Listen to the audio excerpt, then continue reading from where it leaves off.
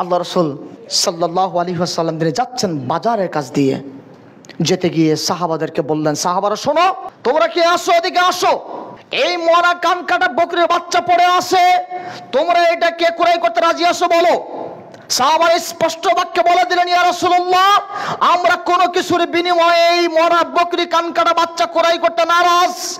সাহাবাদের উত্তর শুনে আল্লাহ রাসূল তিনি বলছেন, আজকের দিনে তোমরা যেমনটি এই মরা কান কাটা বকরির বাচ্চাকে অবহেলা করছো, ঘৃণা করছো, আল্লাহর কাছে তদ্রূপে দুনিয়া হলো ঘৃণিত, দুনিয়া একেবারেই মূল্যহীন, আল্লাহর কাছে একদম দুনিয়া কোনো গুরুত্বই নাই।